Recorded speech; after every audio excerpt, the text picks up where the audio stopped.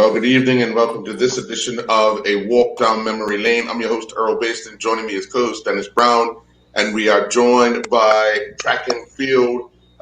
former track and field athletes in Donna Rayner, Norbert Simons, and Gregory Simons. Mr. Brown, it's been a very long week of talking to these guys, taking us back in the day when they were competitors, leading Bermuda to many international competitions and in school as well. For you, I knew it's exciting because that was one of your sports before turning your attention to football. Yeah, definitely. Track's still one of my favorite sports to watch. I was a pretty good in track and field at in my early years until Mr. Long told me to make a decision at 13 years old whether I wanted to play football or whether I wanted to do track. And that year Somerset was traveling to our first international tournament in Canada for my age group, and I just chose football. But track, that's probably my biggest regret. Looking back, because I always say, like, at 11, I was jumping 18 feet in long jump, and Lord knows where I'd have been when I was about 18 to 20, 25, you know what I mean? But hey, football's been good to me, so I can't really complain. But these three here are, legends of the track and field sport in their era, right? And it's a pleasure just to have them on today. Definitely. Well, where you want to start, Dennis? Well, I want to start with all of them because all ask all of them the same question about how did you get involved in track and field, and who were your biggest influences for you to get involved in track and field? That's for everybody. You can start, Donna. Okay, well, how I got started was I went to the Barclay Institute, and and at that point in time, it was a bunch of us. It was myself, Debbie, the Sterlings, Andy Pendy, Antoine. It was Carla Godwin, was a bunch of us. Susan Fox, and Clive Long invited us to come up and join the national program, and that was in our first year at Barclay. So we all went up and started training with Clive. The interesting thing is that when we all went there, we all ended up being sprinters. Clive had us all running 100 and 200. And if anyone followed my career, they probably know I really wasn't a 100, 200 runner. I think we were all, and I'll just say we were all kind of bridesmaids, helping, helping the bride. When I went to university, my coach said by that time he had moved me out of the one. I was doing 2 and 4, and my coach at university said, "Well, who had you running 200s and 400s? You don't even have the speed for that." So I ended up a middle distance runner. But Long started us off. I trained a little bit with Jeff Payne. I didn't like the pain of all the distance that we had to put in, cross countries and so on and so forth. But as I said, I started out running 1 and 2. I was on the relay 4x1 and 4x4. I moved to the 400, and then I ended up 815. What about you, Norbert? Well, for me, it was my third year at Sands. Carlson Phillip was already involved in the program because I believe he went to Jamaica with Bremen in 1971, I believe. And he and Stan Douglas, encouraged me to start training at the stadium. That's basically that. But before that, I was running and running through the neighborhood down North Shore and stuff. So yeah. Great.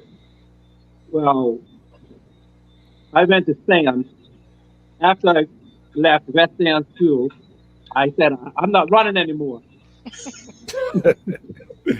So it was in my senior year at Sands that Mr. Mansfield Brock approached me and said, "Son, we need you."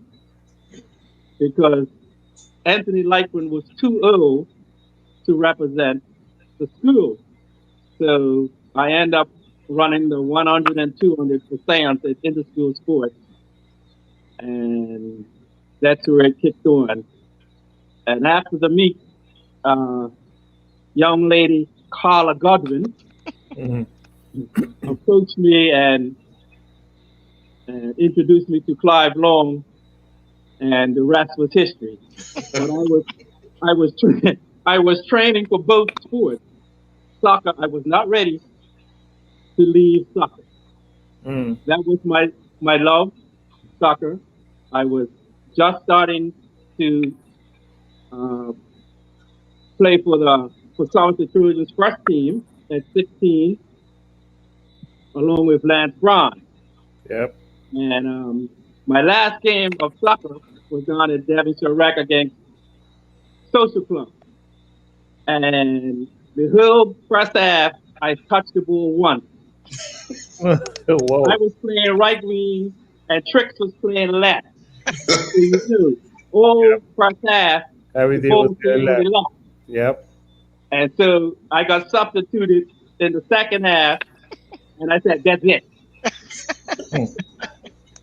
So I never went back training for soccer. I concentrated on track, and the rest is history. And I never looked back. What a way to end your career. Oh, for real. Call you one touch ad. One, One touch. I never do that. yeah. Well, obviously when you guys got involved in track and field, what was one of the main things that captured you to stay into the sport? You can go back again, Rips. Well, I just like to compete. I just like to being out there with the best that Bermuda had, and give me the opportunity to travel and compete against the best out there.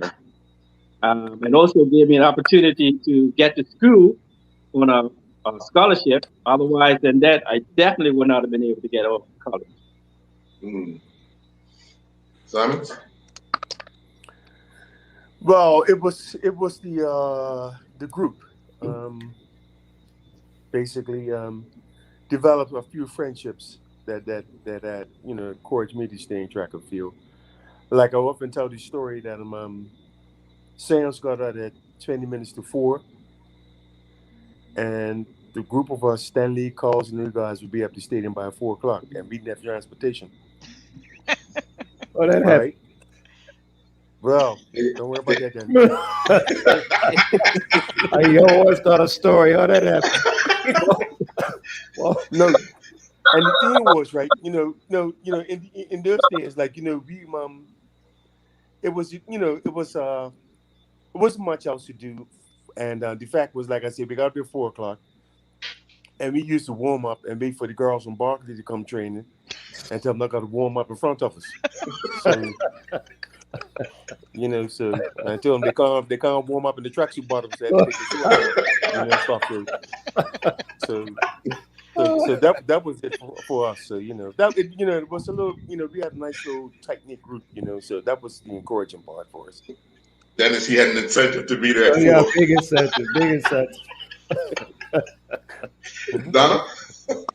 Well, it's interesting because Dennis talked about football. I used to play netball, and I'll never forget one Sunday because we thought Clive didn't train on Sundays. We didn't know that he trained his throwers on Sundays. So Donna Burgess, who's Donna Castle now, her and I used to play for this netball team, and we were at the stadium. The netball used to be at the top of the stadium. Yes, yes. And we saw Long come in on this bike. I was center, Donna was wing attack. And we both looked up at the same time and said, oh my goodness, Long is coming in the stadium. And so I threw the ball quick. Donna tried to duck. We tried to duck. Long didn't say nothing to us. He pretended he didn't see us. And when we went to training on Monday, he pulled us aside as soon as we got there and he said, you either want to play netball or you want to run track and field. Make a decision right here. And so that kind of got me stuck in track. But like Norbert said, it was a group. We had a good group. We did everything together. We used to have parties at the stadium. It was just like a family. We did everything. Long used to take us out to the island. We used to spend weekends at the island, and he had us competing on the, what was it, the canoes, and so on and so forth. So it was a fun thing to do. So, we weren't interested in going to town and hanging out to town. As Norbert said, we left Barkley, we went straight to training because it was a fun environment. And so that kept us in there. And then, when we got results at Carifta, we were winning in Carifta. As everyone knows, Bermuda beat Jamaica, the only team that has ever beaten Jamaica at Carifta. So at that point in time, we knew that we had some potential. And then, as Rib said, we were offered, track scholarships. And those are the best years of my life at Jackson State University. Go Jackson State. You see my team now, coming up in football. So, I would never take back those 4 years that I had at Jackson State. So, and then I came back. My intention was, okay, I got my scholarship to finish, but the way my life went, I'll just say that I ended up staying in track for several more years and represented Bermuda at Pan Am and so on and so forth. But no, track is my passion. It still is my passion. It was my passion then. I just enjoyed it.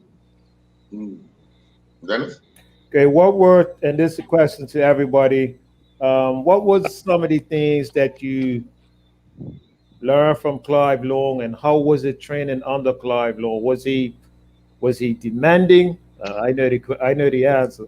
Was he demanding? Passive? What was it like training under Clive Long, and what did you, as athletes, learn from Clive Long? Clive was strict. As I said, he basically gave Donna and I an ultimatum. You either play netball or you run track. It wasn't a either or. You either did it. And at that point, he said to us, if you decide you want to play netball, you could leave training right now. So when we got to training, we always had fun, but it was when we started training, it was strict. We had to do what we had to do. I mean, I'm sure all of us could say, and we all remember that corner that we used to go over sometimes, and after training sessions, there was a lot of throwing up happening in that one corner over by where the cricket scoreboard used to be.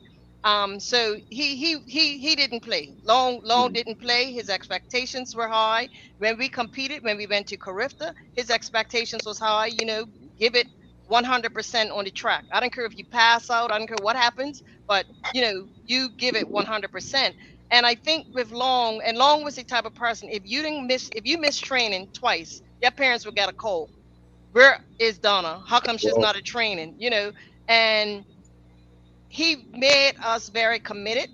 He made us very dedicated. And I think that has carried over into my life, definitely. Anything that I do, I put 100% in it. I'm committed to it. I'm dedicated to it. And I think Clive taught us that. It was like, you don't do anything halfway. You do it 100%, and that's it. And if he says that you have to do it in a specific time, and you didn't do it in a specific time, it didn't count. You start over. So if he wanted it in 28 seconds, 200, and you done it in 30, it don't count. You could be on number 6. It didn't count. Whoa. So you had to go back and get it in 26 or faster. That's how he was. That's good. Sorry? Me?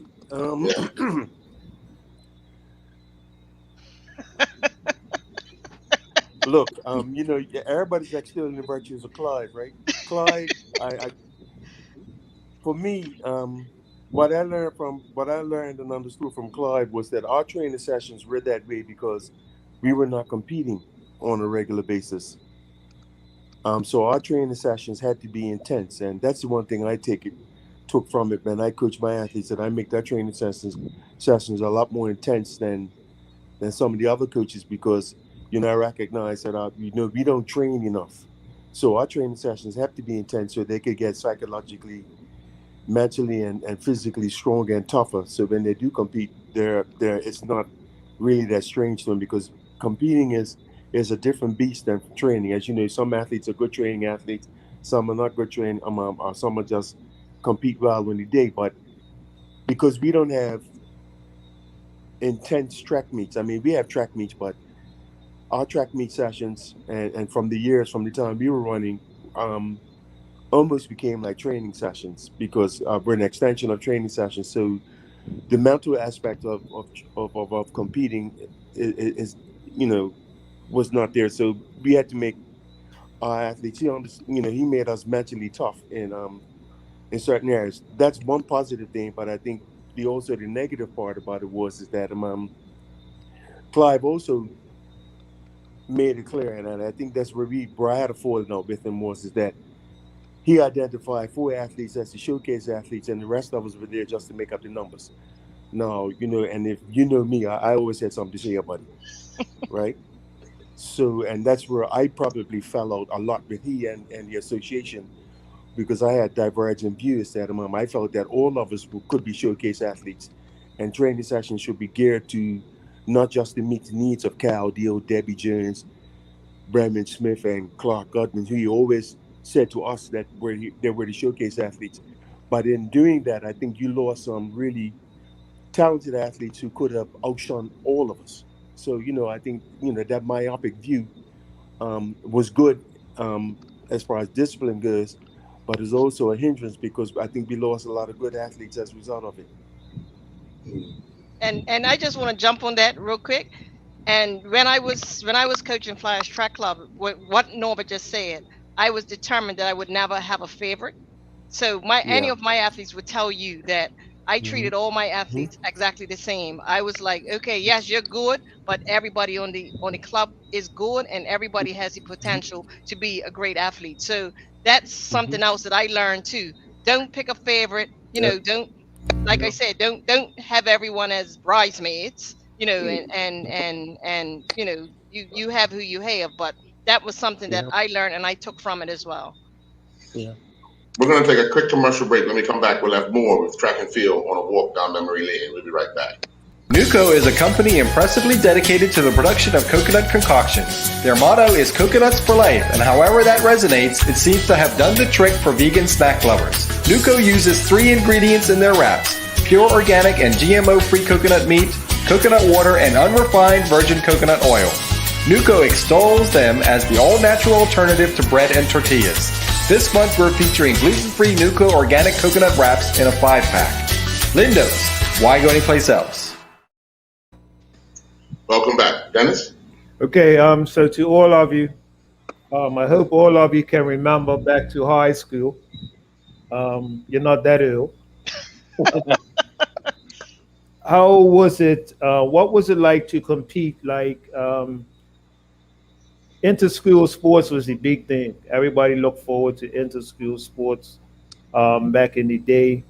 High school, schools competing against schools, the best competing against the best. What was it like for you guys to compete in inter-school sports back in those days, from your first year to your last year, and how successful were you? Well, inter-school sports back then was like Olympic Games. You had the schools used to come up in buses from every school used to be there, and the stadium used to have like a couple of thousand students there watching you. So it was like an Olympic game every year. So you had to perform. And during my 3 years, I was a jumper. I jumped long, triple, high jump. And it wasn't until my senior year that I ran. And that's how I got into track. But those 4 years, hey, it was very exciting to go out there and represent your school and wear your school colors. For me, I loved inter-school sports. As I said, we had several of the athletes that trained with Clive on the national team who went to Berkeley. And I could tell you, for our age group, myself, Debbie, and it was a few others, we were first and second in close to every event we went in, at least the top 3. Our relay team always won 4x1. We always won 4x1. So we look forward to inter-school sports. The funny thing, and this will go back to something that Norbert said, because when we competed in inter-school sports, us that trained with Clive, we never wore the school uniform. Our gym teacher let us wear our bloomers and our shirts. And people used to stand there and just wait for us to take our tracksuits off in our bloomers. So those things, That's what I'm talking about. yeah, Noble, yeah, Noble, yeah. yeah. So I mean, my 4 years at Barkley and competing inter school sports was fantastic. And as Reb said, the place was always full, so you always felt like you wanted to put on a show. So that's how I felt like as he said, like the Olympics, you want to show out. And we all used to show out, and everybody would come to the line and say, I don't want to run against those girls because they train on a regular basis with Clive Long. So sometimes we'll have races when it would just be 4 of us running because the others would say, I'm not running. So no, I have to say I thoroughly enjoyed my 4 years of running in inter-school sports at Barkley. Simon, Norbert, Well, for me, I didn't start running at Sands until my 3rd year. And I never forget that because the track meet was done. Our school sports was done at Somerset Cricket Club, and for the 100, the track was lined on both sides, right? And the favorites at the time was Chum Morrissey and Peter Gunder Smith, right? Those guys were the quickest ones around at that time. But I came out in all black. I didn't come out of my school colors that year. I even dyed my spikes black. Because I was a dark horse in the race because nobody really paid attention to me. And so I won the race. I won the 100. And up until that time, I was basically nobody at Sands, really, right? Except for being a nuisance, getting suspended and, all that type of stuff, right? okay, keep talking. So, yeah, no, I got suspended and all that type of stuff, right? In my 2nd year. And so, but when I came out, I'll never forget the next morning when they called out the winners of the race and how the whole school erupted when they said Norbert Simons won the 100, right? So I thought I was the largest team that ever existed. So that was a good feeling, but the downfall that year was that year inter-school sports was canceled. It was canceled because Barkley had a group called Black Student Union, and we had a group called the Black Student. Well, they called themselves one name, and we called ours the others because we didn't want to agree with Barkley, but we had to have our own separate identity, right? But the Ministry of Education got wind of the fact that there was going to be a protest that year at inter-school sports in 1970 and canceled it. Yeah. So that was a disappointment because I was looking forward to run against Clinton Brangman at that time, and so that was it. But going to inter-school sports, I'm gonna tell you, it's nothing like it, bro. And I lament about it every time I go up to see school sports now, right? When you walk into inter-school sports in that Thursday afternoon, it wasn't just schools that were there because all of the schools are there, and you had that bank was full. You couldn't see any space on that bank at National Stadium, right? So all of Bermuda, a lot of people, parents, everybody came out just to watch inter-school sports because it was a show, and I think that we understood it a lot that it was a show. And sometimes when you're tired, come up the band, all you hear some girls say, "Oh, come on, Norbert, come on." Oh yeah, well, it's time to show, right? I mean, and the best person to talk about that to is Breppy, right? If you ever get a chance to talk to Breppy about, well, it'll be X-rated, but I'm not kidding. Right? But the thing is that it wasn't just the girls at Sands that were cheering for you, but you look up and see Barkley girls, Whitney girls cheering for you and stuff. So you really felt like you were the center of attention, even if it was just for 30 seconds. So it was a big thing, and I think that's one of the things that's missing today is that our schools, the school spirit and school pride is not the same as it was when we were competing because you were honored to put on a Sands jersey or a Barkley uniform, and you out there and you went out there to compete to represent your school, right? So it was about bragging rights, and so it was competitive. It was hard, but it was fun. So let me ask you guys: when you were in college and competing, was the training tougher under Clive Long, or was it a lot easier, or was it a lot harder at school? Well, I think it's depending on where you were. I ran in the Midwest, so I had 4 or 5 feet of snow. So I had to train in that, and the school that I went to, junior college, had a rodeo. It was a rodeo school. So when it snowed outside, we trained in the barnyard. All the cows in the middle, we were running around the pen underneath the Wow. seats, smelling all the cows and the horses. Wow. So it was kind of, tough trying to breathe. And then during the spring, we used to train down in the canyon, the Snake River Canyon. I don't know if you guys have heard of the Snake River Canyon. That where Evel Knievel jumped Yes. Oh, back okay. then. Well, that's just down the street from my school. And we used to train down in the canyon. There's a golf course down there. So we used to run around the golf course, and then we'll get in the van. He'll drive us to the top of the canyon, and then you had to run back to the school, which is about 3 miles. Oh, And on the way back, a lot of the guys used to get a lift. So one day, by the time I got back to the school, the coach pulled me in his office and says, and he just ranked on me, thinking that I got a ride back to the school. And I had to tell, I've never gotten a ride back to the school. I always ran back with one of our distance runners, hmm. and I didn't want to tell him who jumped into whose car. So I just kept my mouth, and took the slack for them, But I think in training wise, Long was a lot harder. His sessions were a lot harder, Hmm.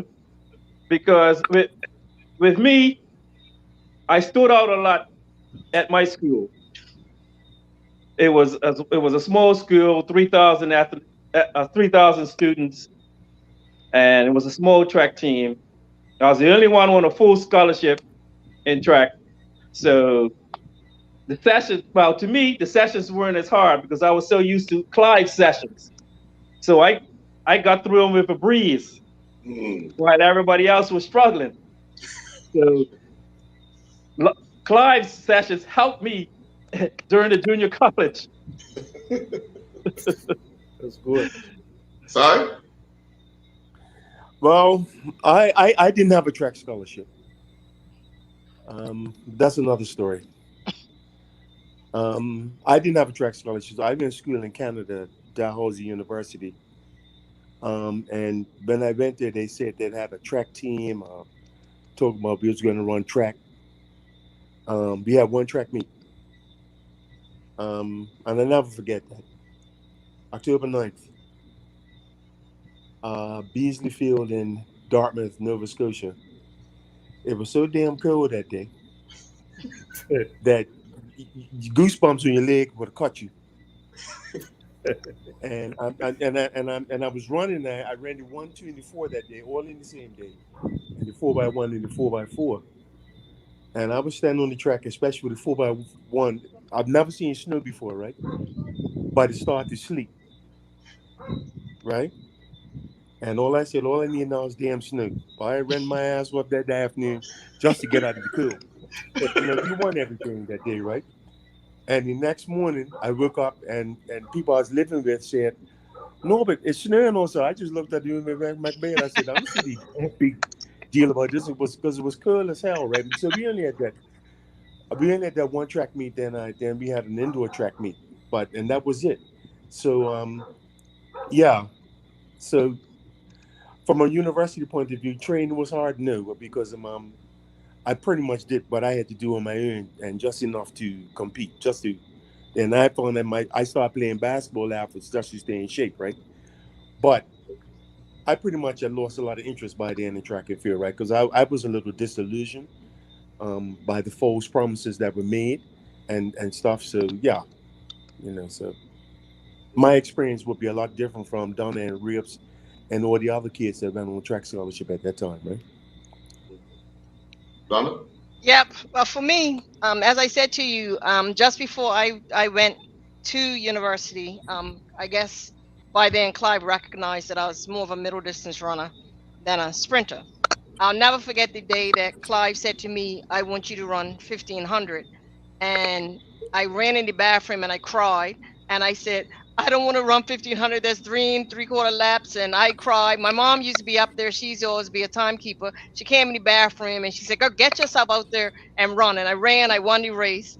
But then when I got to Jackson State, as I said, by then I was running 4:08, and he had basically changed me from an 8 to 1500. Training for me was definitely different than it was in Bermuda, because we had the indoor season. I had a cross country season, I had indoor season, and I had outdoor season. Cross country, we had to return to school before everyone else because cross country season started in August. So for me, I had to train through the entire summer. I never had a break summers. I never had a break Christmas. I had to keep training and stay fit throughout the summer because cross country started as soon as we got back to school. From a training standpoint, indoors, as Rib said, that we ran indoors, our indoor training, because we didn't have an indoor track. Jackson State has one now, but they didn't have one when we were there. We used to train in the gymnasium. So we used to have to basically run around the gymnasium, do sprints. He had us running up and down the stairs and so on and so forth. But our training wasn't as hard as it was here. And it goes back to what Norbert said. We had track meets nearly every single weekend.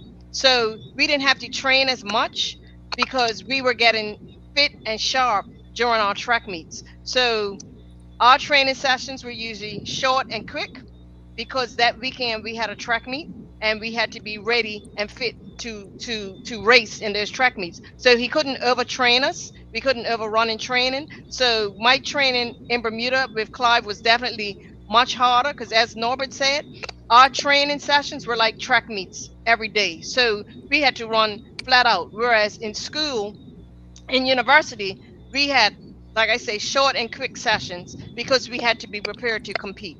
And we, as I said, I competed from cross country all the way through to outdoor season. We're going to take another quick commercial break. When we come back, we'll have more with track and field at a walk down memory lane. We'll be right back. With perfect timing for the height of the summer, Greenhouse Bermuda brings us the island's newest iced tea, Newman's Own Organic Iced Tea in a kaleidoscope of delicious flavors. Most shoppers have seen Newman's Own in the condiment section, recognizable due to the founder's caricature prominently featured on the label, and many pick it up in the knowledge that 100% of the profit goes to registered charities. Newman's Own offers us a new refreshing thirst quencher, dry raspberry, lemon, peach, and passion fruit organic Newman's Own iced teas. Lindo's, why go anyplace else? Welcome back. Dennis? Yeah, one of the things that really fascinates me about track and field is like the preparation and the time that you have to put into those events. And one of the things that stood out to me, I read something earlier this year about what you saying both said about he prepared himself for 4 years to run 9.58 seconds. So what, so each of you, like in your respective events, what was the preparation like? Like, you don't just run 100 meters in training. Norbert used to run I remember Norbert running the 400 a lot. I remember Donna running the 800, 1500. What sort, because when we have Brian and these guys on, Brian gave us a session that he did on a Wednesday. What sort of preparation goes into, because when you go to a meet, you don't just run 100, you run like for 3 days or whatever.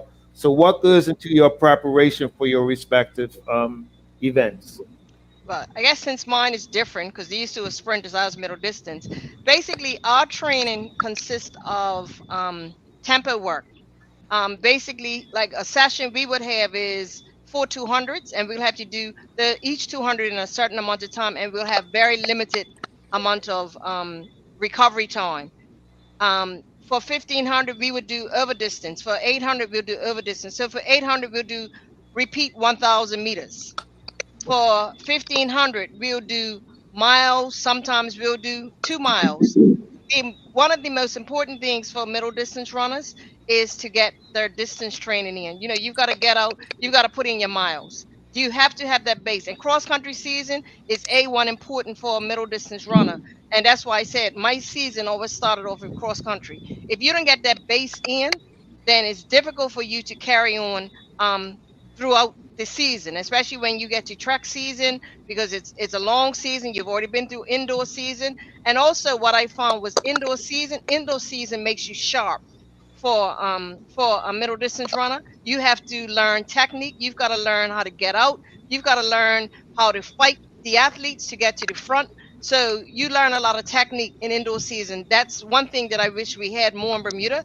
The indoor season gets you sharp and ready for outdoor season. But one of the most important things for a middle distance runner is getting in that over distance, because if you get in the over distance, then the shorter distances are easy, but you also have to do a lot of like I said, a lot of tempo running. So you'll run, you know, as I said, you know, he'll have you doing 400s, and your 400 splits that you do in training would be similar to what your coach is expecting you to do in a race, but you have to repeat it over and over and over so that your body gets used to it, your mind gets used to it, and all of that makes you tough. So middle distance training totally different from sprinters training. Any one of you? Well, look, Dennis, you remember times I used to tell you guys, if I gave you our training sessions, you guys wouldn't make it to Vegas training football. Yep. And I tell my kids today the type of training session. I mean, ribs bar. When we were doing it, I'm gonna give you a story. I'm gonna share a story with I'm gonna tell you what it was. One day, I came back here from school, right, from university, and Docky and the boys were training. You know Docky, Yes. right? It's Docky, Stevie, and them boys, and Cal and I, and you know, we showed up to training session, right? So what we done at the old stadium, because on this day we had to do, I think we had to do 3 sets of 4 150s. We had to do 12 150s. And Lauren wanted them we had to do them in 16 to 18, so 16 seconds train, whatever the case may be, right? So we knew it was a tough training session, right? So I put a chair in the shower, Carol put a chair in the shower, right? Ducky and them boys said, "What's wrong with you boys, man? Why you putting chairs?" I said, "You guys are rookies. If you were smart, put a chair in the shower." Nah, what's off? We can handle all this, right? By the time the session was over, they was dragging their backsides up the steps on their hands and knees, right? And we looked at them and said, "I told you so. I know why you guys don't want to listen," right? But no, I think that for us, for sprinters, right? 1, 2, and 4, the type of training varies according to what your combination is, right? I mean, I've learned this since I've been in university, but at that time, we were all doing the same type of training sessions. If you're a 100-meter runner, 200-meter runner, 400-meter runner, we basically had the same type of training sessions. So what it was high intensity, and many days, you know, especially January, February, and it's cool outside, you always got cramps in your calves, right? Once you got past that stage, you knew you was pretty fit. You could pretty much handle anything, right? You know, so the training sessions, like for instance, I'll give you an example. Like Mondays, we would do 12 300s, right? 3 sets of 4 300s, right? And we'd have to do this once in, at that time was about 38, 39.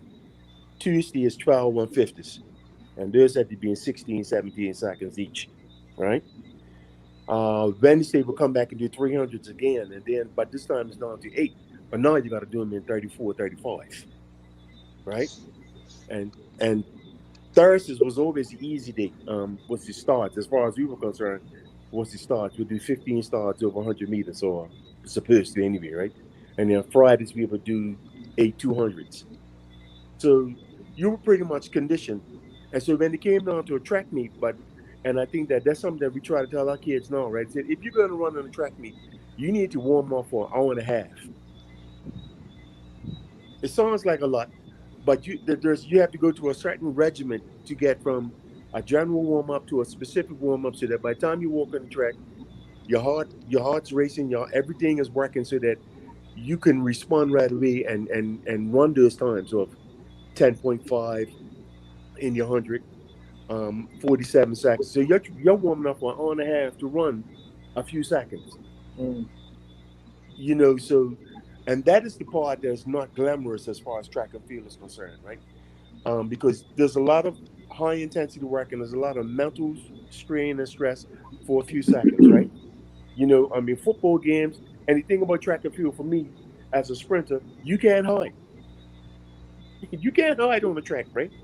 In a football game or a cricket game, but especially in football, there are times in the games that players could hide and somebody else is picking up the slack, not the track.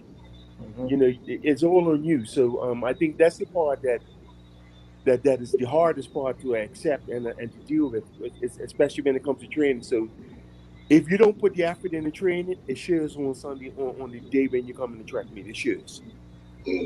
So and there's no hiding place.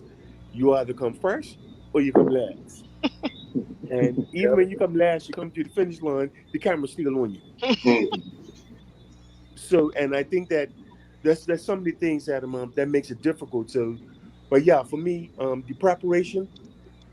For instance, if we had a track meet on a Saturday and Sunday, Friday nights, and if you were really serious about the sport, then you had a diary. You had a diary that you mapped out what you did in training that week, what you leading up to the track meet.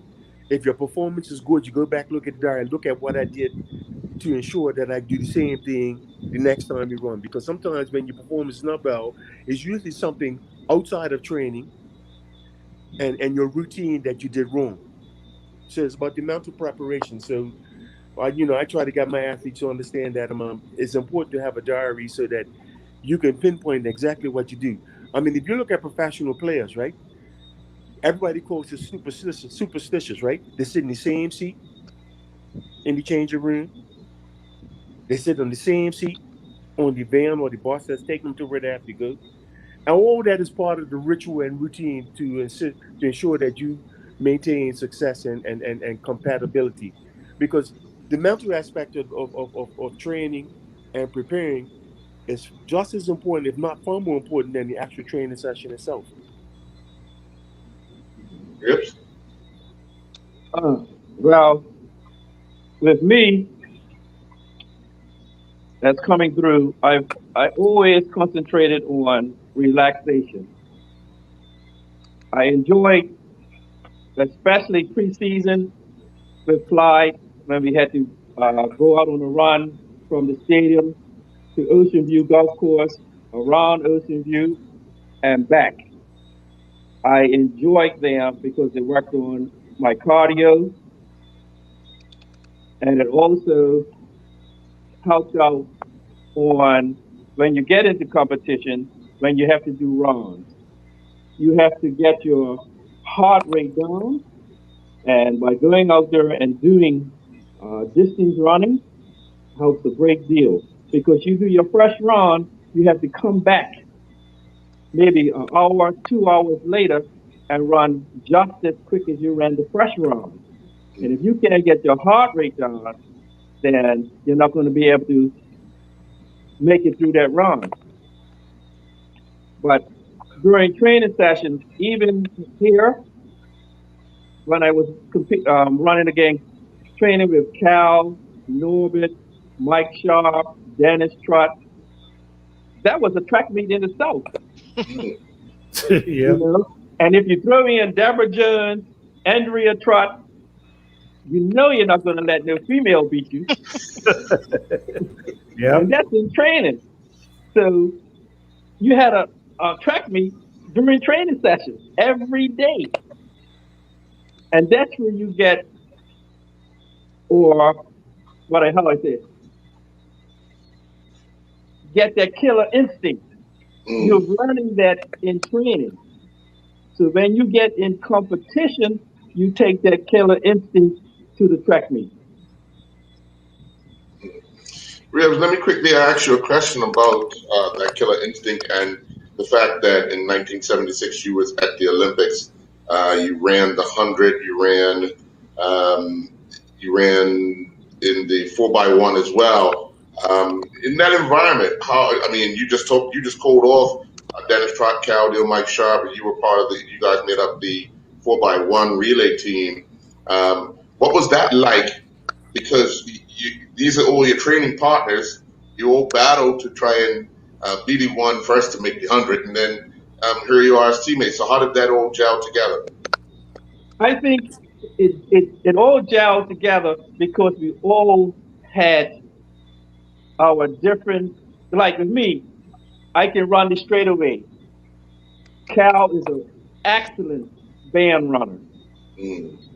Sharp is great coming out of the blocks. And then you had Dennis coming down the straightaway just as quick. So we had our different areas that we were good at. So by putting that together, made us a great relay team. And getting to the Olympics and competing in the, and I'll go to my grave knowing that I beat Canada for fourth place. They said that we lost by 1/100th of a second. I'm sure I beat Canada by 1/100th of a second. Whoa. Because I had to run him down. And I overtook him. And I'll go to my grave knowing that's exactly what I done. The home country got the edge. Yeah.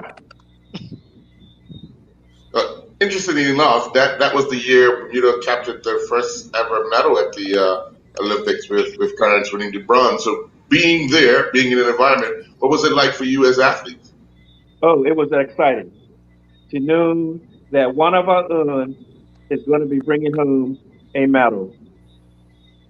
No matter which sport it was a Bermudian. Mm. You know, and I was over the moon for that boxer. And I tease him today. You know, I keep telling him, you could have got the girl, but you flopped. His skirt Because is, you knew you was going to meet Stevenson. yeah, I tease it myself. Teofilo Stevenson, yep. Oh, yeah. He didn't want to meet Stevenson. And I don't blame him. I would have found too. Stevenson was a beast. Stevenson was a beast. I'm telling you. No, sir. That man stood up. No, boy. I'm going down in the semifinals. Okay. I'll take my bronze. You're guaranteed a medal anyway. Yeah. That's it. But let me ask you, because in '80 we didn't go to the Olympics; it was boycotted.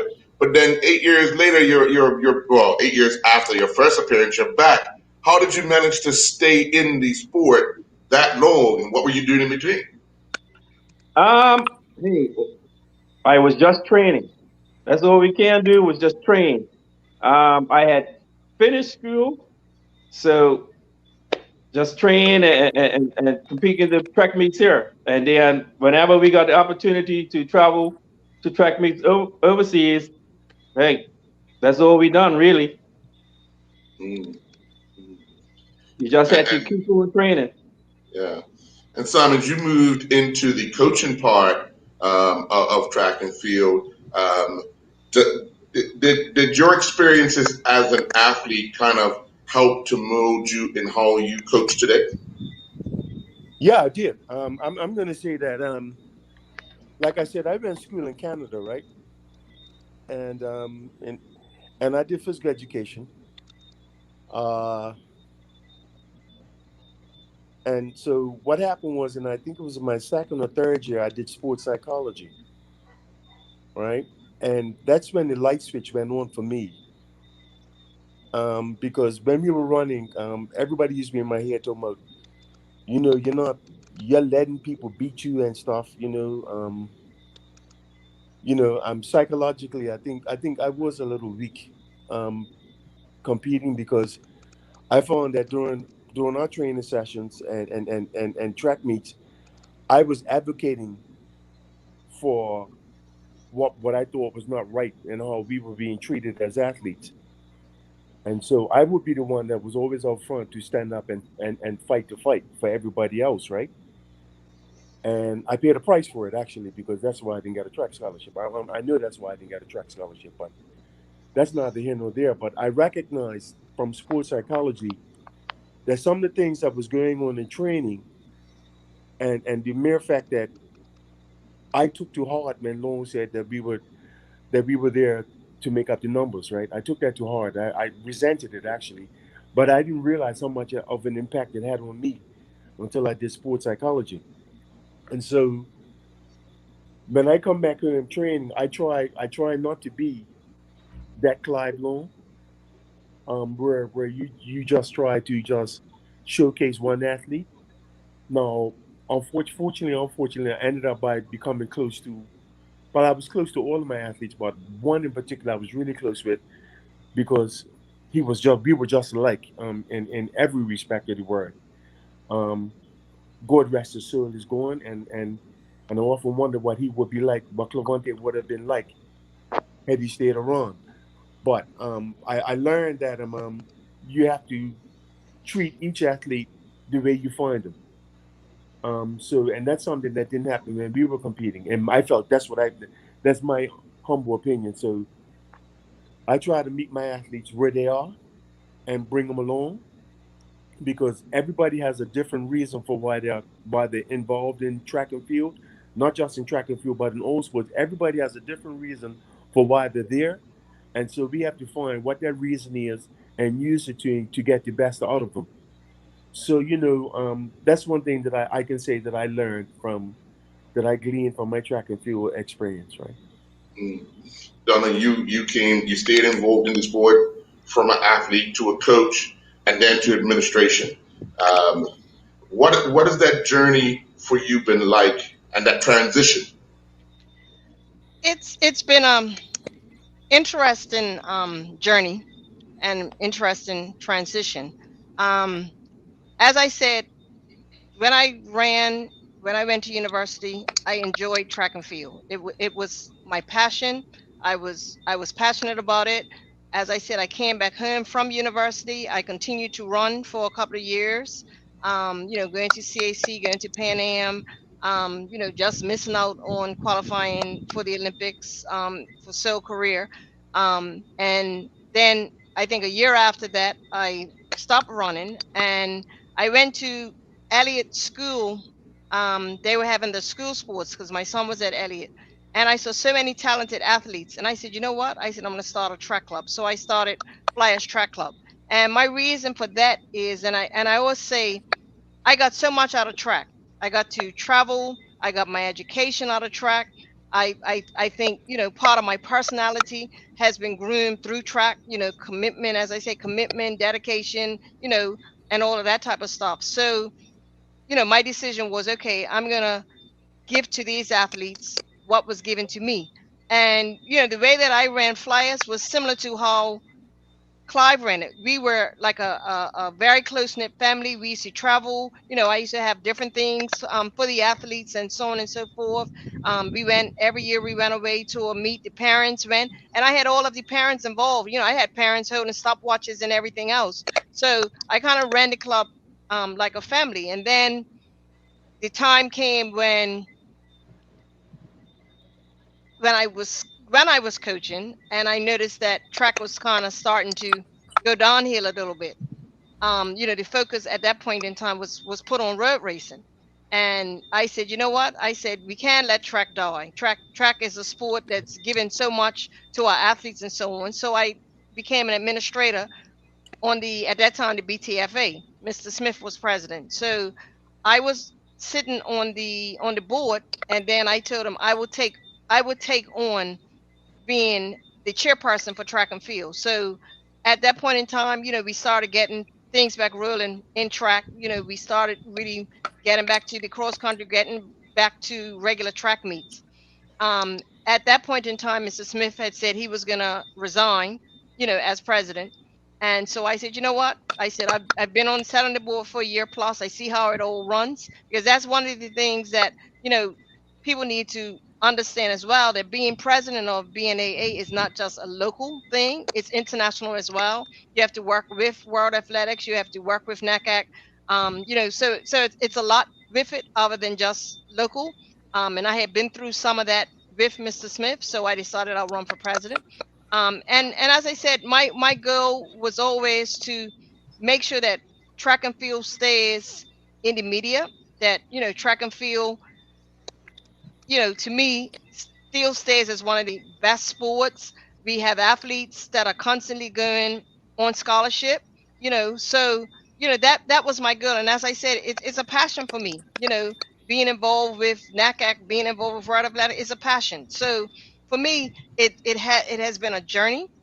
I'm enjoying the journey, and it's all about giving back. As I said, I got a lot out of track, and I love to see these athletes getting the same that I got out of track, especially when I see them going on scholarships. You see these guys improving so much. Then you look at some of the athletes. They're going to some of the events, they're qualifying for some of the events. I look at Janai, going through the process that he's going through now, and even after school, being able to assist him with, okay, what type of funding do you need?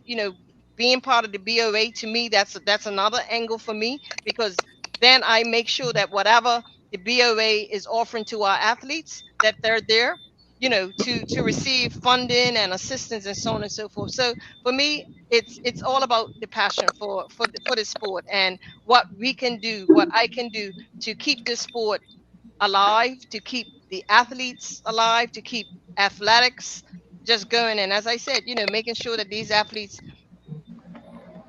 get these opportunities and they use these opportunities. As I said, the traveling part is fantastic. You get to meet so many different people, and just to see these athletes going through that process, for me, it's great. Well, we'll take another commercial break. When we come back, Dennis, you can ask any final question. Nuco is a company impressively dedicated to the production of coconut concoctions. Their motto is coconuts for life, and however that resonates, it seems to have done the trick for vegan snack lovers.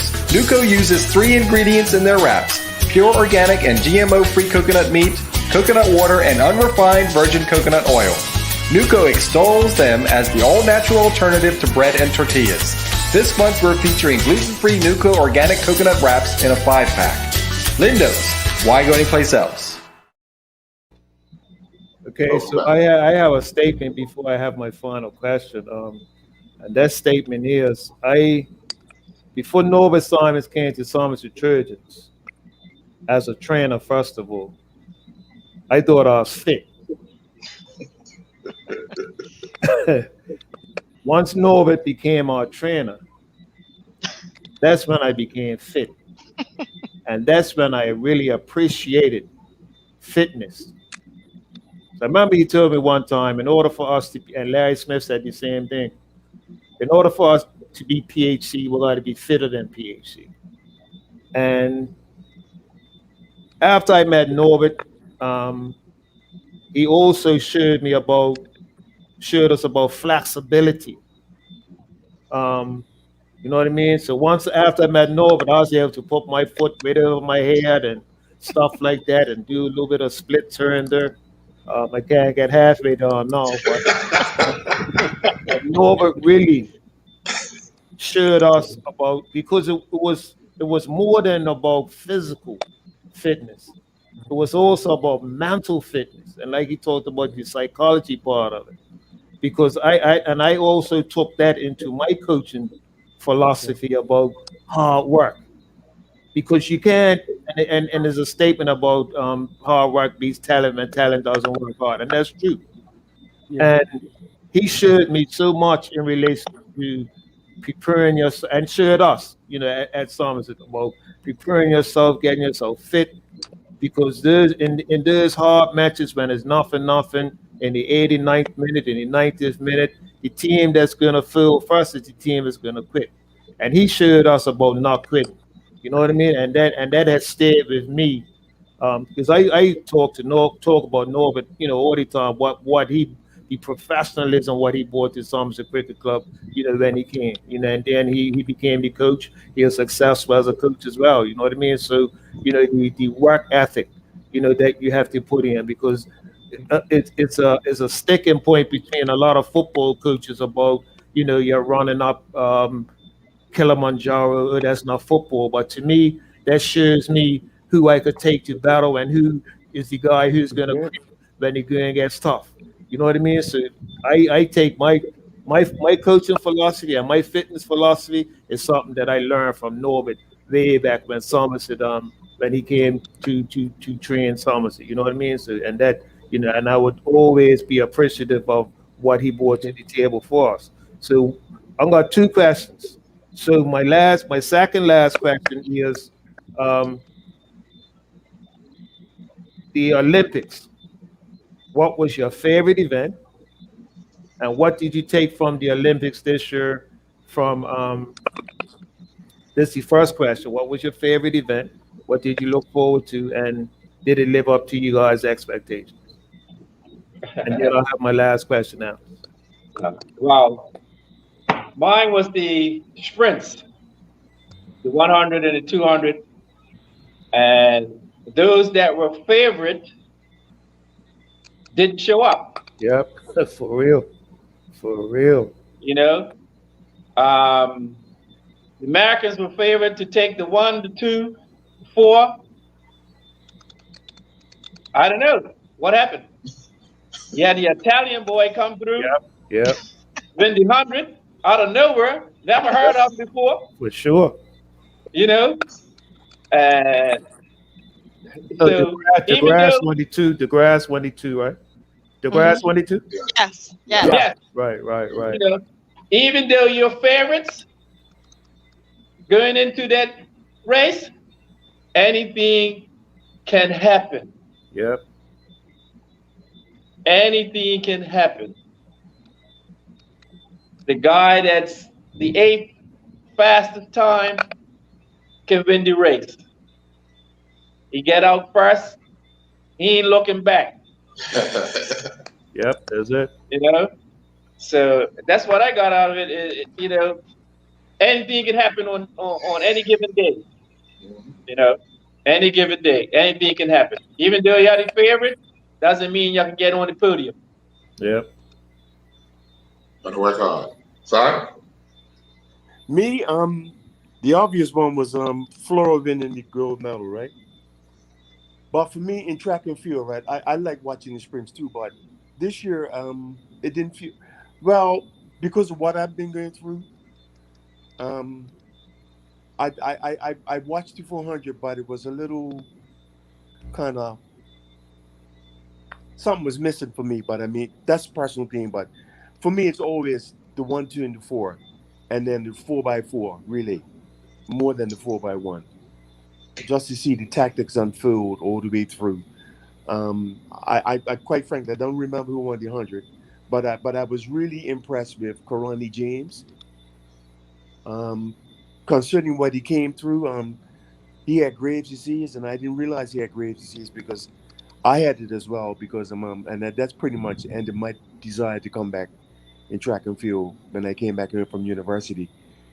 So to see him come back from that, you know, it was a testament to his character, and there's also a testament to how his country supported him, because when he wanted to go, I'll never forget, because I took my daughter to university in Grenada, down at the veterinary medical school, and when you walked in the airport, the first thing that you saw was "Welcome to Karani James Land."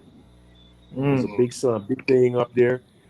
And then they named the main boulevard, main area in the city after Karani James. And so, Well, you know, it just amazes me what, when you know you have the support and the love and respect of your whole community behind you, what you can do. It's like, you know, they're like the wind beneath your wings. And just to see him come back, and I don't think people expect him to come back to and medal, you know, in the Olympics, to me was a highlight for me. Other than and then I look at the 800 and my little sister from Ating. yeah, that's Ating. my Ating. yeah, she is awesome. Ating was a beast. Yeah, And she I is awesome. suspected And I suspect that if she'd have ran the 400, she might have, Oh, she she might did. have, She went on she too. would, she would have given Sure. my Yeah. daughter Oh from yeah. Bahamas, Shawnee would have had a Shaunae race. She'd Miller, had a race. She'd she had would a have had a race. race on her hands. Oh I yeah. honestly do believe that, right? And so just to see that, and during these COVID times, that I knew that everybody's had difficulty with rhythms and training and stuff, just to see that type of performance, you can't beat that. Mm. Donna? Okay, for me, as I say, I am passionate about track. So every single event, I even like throwing, I like jumping, I like all events. But for me this year, I just think the women were Yeah. fantastic at the Olympics. You know, with me having the gender leadership, NACAC gender leadership, and the BOA Women in Sport. For me, it was fantastic to watch how these women performed. And I go back to the fact, and I just remember someone had made a comment about, we shouldn't have cup match because these guys, they shouldn't be fit. And my comment to that person was, if you are passionate about your sport, you're gonna figure out a way to keep yourself fit and keep yourself ready at any point in time. And if you look at these athletes at the Olympics, how many records were broken at the Olympics this year? Mm. I mean, Yep. it was fantastic. And if you look at some of the events that they had backyard pole vaulting for those guys. They had a competition. They had virtual competitions across the world. And some of these that were building long jump runways and all that type of stuff in their backyard. I mean, the IOC even had these videos out where they were showing these athletes how they train. They had ropes and all sorts of stuff in their garages to keep themselves fit and keep themselves mentally ready, so that the minute that they said the Olympics was on, these athletes were ready to go. But for me, the women at this year's Olympics stole the show. The Mm. 100 Yeah, meters, they the did. women stole the show. Totally agree. 800, 200, all the way. What's his name? Oh my God. Hassan, Thank you. Yeah, yeah. I yeah, mean, the women. That crazy, woman ran 3 events. crazy. 3 events, Mhm. and she came first in 2, and then she came second in another one. I'm just so pleased with what I saw from the women this year. They were the stars of the show this year. And like I said, what I got out of the Olympics, and as I said to people when they were talking about cup match, stay ready. Yep. If this is your sport and you love your sport, stay ready and never use the excuse, oh, I don't think I'm fit enough. Well, whose fault is that? Because you can figure out a way to make it happen. Well said. Your last question, Dennis? Yeah, my last thing to all of you, we know we have competition in other sports in relation to track and field and Bermuda football, cricket, whatever. What would you do to encourage someone to get into track and field and compete in track and field? What would you say to that person who may be on the fence? And I'm looking like a little guy, like a young man, like Norbert brought up a few weeks ago, Nairobi Mills, who's very good in the 800 meters and stuff like that, but is also good in cricket. What would you say to a young man like him who is undecided about what he wants his future to look like and to get into track and field? You can go, Donna. I'll be honest with you, Dennis, for me, because I can think of several athletes that were great in track and field and great in another sports. Nikki Wells was one. Nikki was on as he was part of Flyers Track Club, and I know he loved football. What I always said to him, I said to his mother, and I say to anybody, my thing is, as long as that athlete leaves this sport and goes to another sport because they have a talent, I don't have a problem with that. But when you have an athlete that only has talent in this one sport, I would sit down and talk to them about all of the things that they can get from this sport. These days, you could probably get the same from football, you could probably get the same from cricket, and so on and so forth. But I can tell you my story, and I could tell you all that this sport has done for me. And as I said, it's not just, that I got a scholarship. It's not just that, I got to travel. I just think, it's helped to shape my personality. As I said, the commitment part, the dedication, it's all part of it. Also, track and field is an individual sport, so it makes you stronger. It's not a team sport. As Norbert said, when you get on that track, when you get on that runway, there's nobody that's going to help you. Is nobody going to help you get over that high jump bar? Is nobody going to help you run that 400 meters in a personal best? Is you and that track. But what I do say to every single parent, just know that track and field is not an easy sport. It is an individual sport, and as was said earlier, you get out of it what you put into it. So no, this is not an easy sport. You have to commit. You can't come training once a week and then you don't show up again for another week, because if you have a competition, it will show. So this sport is definitely a sport that you have to commit yourself and say, I'm in it, and I'm in it for the long run. And also, things don't happen overnight. And also, one thing that I think somebody said about talent in track and field only takes you so far. After you hit a certain age, it's about the work that you put in. And the other thing I always said to my athletes, when you go to that starting line, everybody's as fit as you, but guess what? It's who's mentally the strongest at the end of the day. So track is about the mental, it's about the physical, and it's about the commitment, and it's about the work that you put in. So I would never say that this is an easy sport, but I think it's a lot that you can get out of this sport if you stick with it. And I always say to my females, and I say to the parents of females, if you get them past 16 years old, then they're in it for the long run. Once you get them past the boys, the bikes, and the hanging out with the girlfriends, and they see the benefits and the value to the sport, even from a health standpoint, we have them hooked. But our problem, and it's not just in Bermuda, is across the world, is keeping our females in sport past 16 years old. But Ribs? I, I can't say anything else on that. I think she said it all. I have to go in and look in the book to find something else.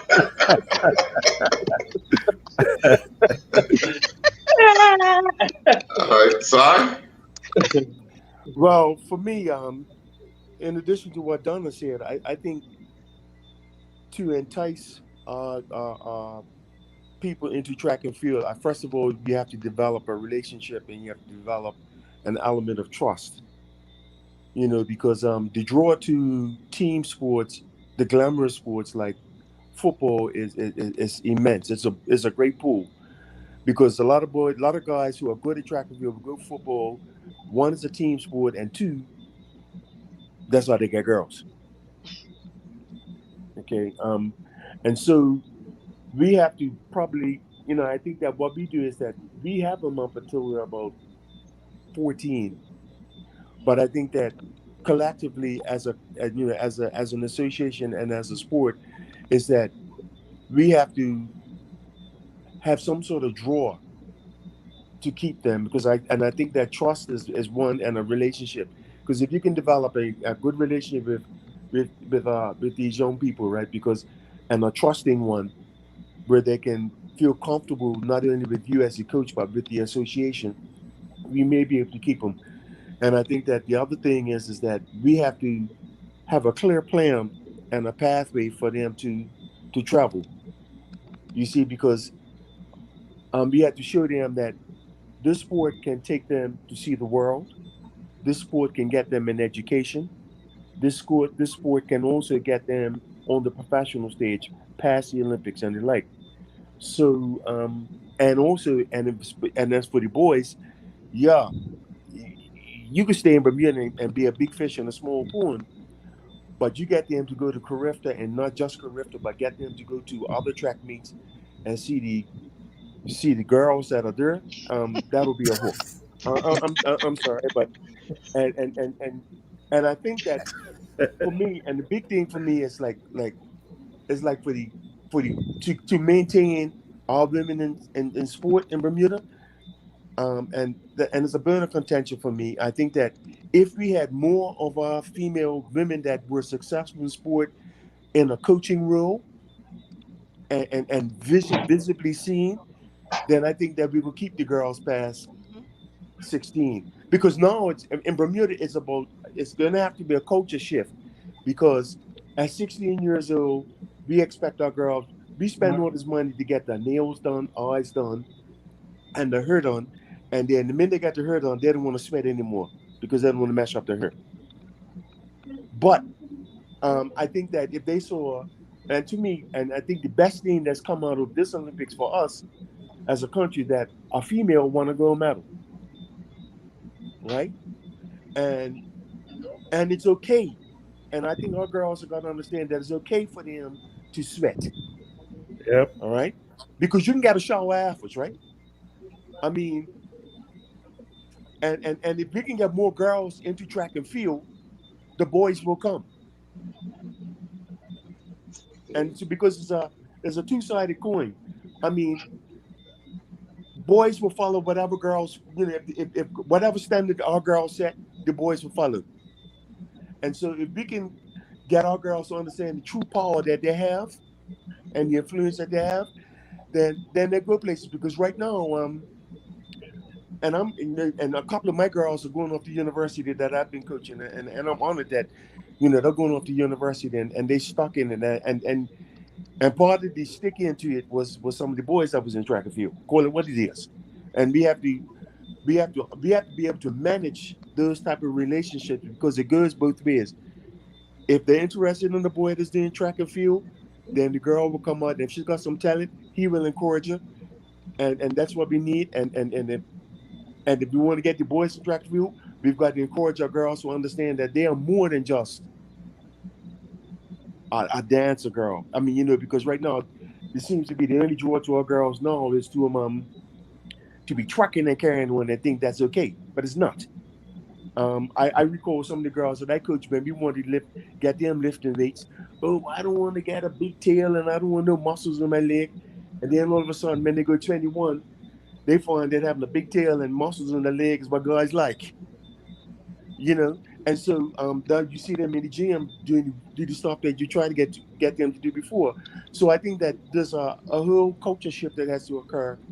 And with the success, not only of Flora, but when you look at my sisters from Jamaica and our team, Yep. Yeah, no, seriously. And if we can just capture that moment, and then, because I think that we have far more talented girls in Bermuda and track and field than we have boys. But it's just convincing them that it's okay to work hard, it's okay to sweat, but that's only for a little while, because at the end of the day, you get a shower and you put those clothes on and see how they hug your body, and all them boys are looking at you because you're turned.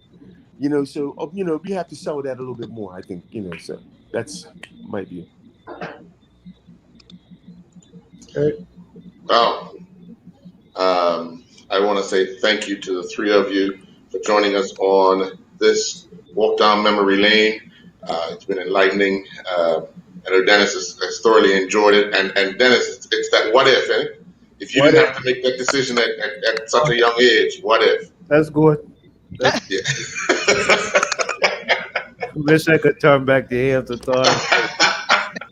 That's good. Well, again, being nervous sad about the girls, I wish I could have turned back the hands. We should have known that way back there. But see, what he's talking about is experience. If school came out at 25 too, and it takes you a good 35 minutes to get to the stadium, but they're getting there in 25 minutes to get there for the Boston girls. That's great. Hey, the proof is in the pudding. Him and Rips. Yeah. Rips is being quiet, but yeah. Sure. I'll keep it. Well, again, thank you very much for joining us this evening. You all have a good night. Thank you. All right. Thank you. Bye.